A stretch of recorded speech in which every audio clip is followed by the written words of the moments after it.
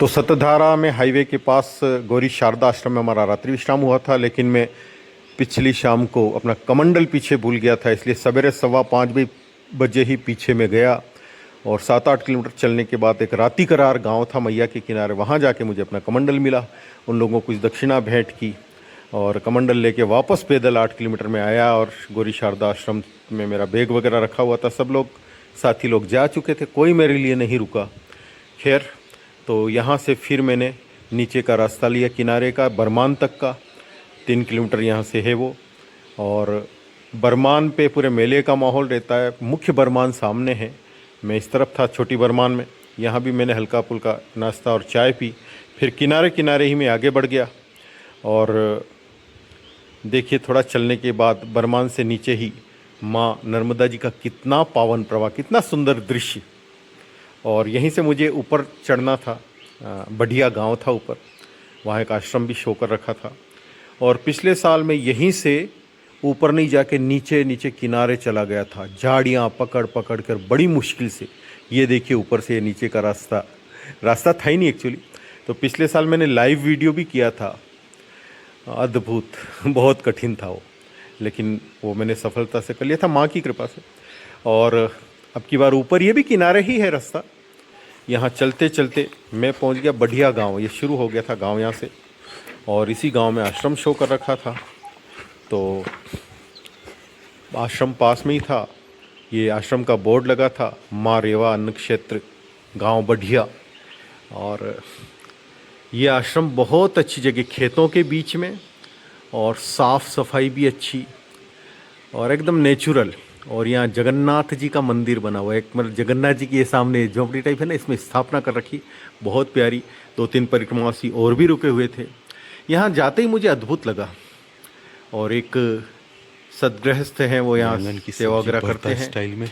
तो ये माता जी थी, तो इन्होंने रोटी सेकी चूल्हे पे और मैंने बेली। और एक भैया यहाँ पे थे, वही अभी संभाल रहे हैं, उनके पिताजी कहीं गए हुए हैं। तो और आश्रम बहुत अच्छा लगा, गोबर से लीप रखा, और ढेर सारी रोटियां हम लोगों ने बनाई थी, मैंने बेली थी, माता जी ने सेकी थी। बाबा भी ऑलराउंडर एकदम। आश्रम बहुत ही अच्छा लगा मुझे, सभी अच्छी साफ सुथरा। यहाँ देखो, एक बैंगन का पेड़ था, कितना बैंगन के पौधे, कितना बड़ा बैंगन लगा हुआ। तो भैया थे, बोले ये तो कुछ नहीं है, 2-2 किलो के भी लगते हैं यहाँ पे। मैंने कहा अरे इतना बड़ा। तो ये बाद में भैया ने सब्जी बनाई, भैया और एक परिक्रमावासी थे, उन दोनों ने आलू बैंगन टमाटर की बहुत ही टेस्टी नेचुरल भोग लगा जगन्नाथ बाबा का। और फिर सबने मिल के बैठ के प्रेम पूर्वक भोजन किया। वो भैया परस रहे थे, और बहुत ही क्वालिटी वाले लोग यहाँ। मेरे को रख दीजिए एक बार। आलू बैंगन टमाटर की बहुत टेस्टी सब्जी, चूल्हे के सीके हुए, आलू बैंगन टमाटर की सब्जी, मिर्ची, आनंद आ गया भोजन में मतलब।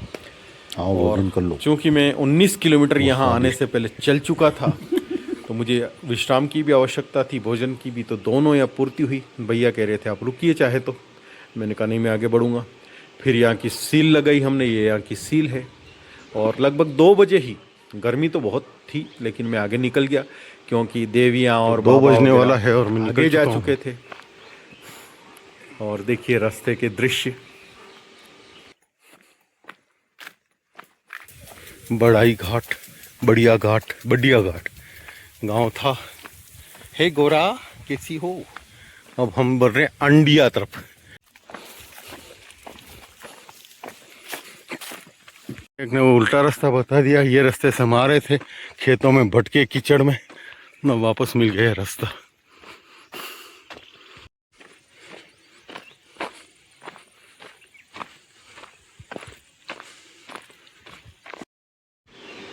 गांव में घर छोटे छोटे और ये दृश्य।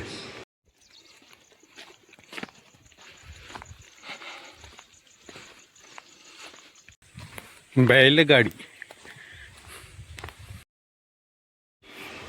हम चल ही रहे थे, कुटिया बनी हुई थी रास्ते किनारे, तो बोला आ जाओ चाय पी लो। तो हमको गर्मी तो लग रही थी, हमने कहा बैठेंगे, थोड़ा जल वल पिया, ब्लैक टी, बहुत अच्छे लोग। फिर यहाँ से हम आगे बढ़े। तो मित्रों, चलते चलते अंडिया गांव पहुँचे। वहाँ एक शादी हो रही थी, तो शादी वाले लोगों का इतना आग्रह कि हम मना करने पे भी माने नहीं और हमको भोजन करना ही पड़ा यहाँ पे।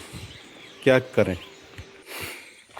छोटा सा कितना प्यारा घर, नर्मदे और लिंगा के फ्रेंड्स, ये बन रही डोंगी, छोटी छोटी नर्मदा जी में देखी ना आपने, उसका प्रोसेस चल रहा है। बाबा मित्रों, सवेरे में मोबाइल चार्ज कर नहीं पाया था, इसलिए शाम को जल्दी डिस्चार्ज हो गया। ये लिंगा गांव, लिंगा घाट के आश्रम का दृश्य सवेरे का।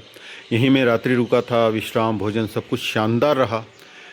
फिर जल्दी उठ के सवेरे पूजा पाठ करके 6:15 बजे निकल गया। तो थोड़ा आगे चल के एक घर पे मेरे को मस्त वाली चाय मिली, मट्ठा भी मिल गया यहाँ पे। तो वो भैया थे, दूसरे गांव से आए हुए थे, उनका ससुराल था ये। तो वो कह रहे, बोले कि चलिए मेरे साथ चलिए। तो मैंने कहा नहीं, मैं पैदल ही आऊँ। बोले चलिए प्लीज़। तो 4-5 किलोमीटर यहाँ से मैं पिठेरा के पास बाइक से आया और बीच में देवियाँ भी मिल गई। तो फिर यहाँ पे ये भैया का खेत के बीच में बहुत शानदार अच्छा लिपाई पुताई कर रखी है और बहुत अच्छा भाव इन लोगों का।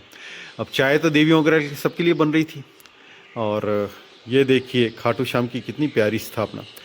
अब देवियों को मैंने आवाज़ लगाई तो वो रुकी ही नहीं। वो एक्चुअली सुधा जी के पतिदेव आने वाले थे, तो उनको बड़ी जल्दी थी 3-4 दिन से।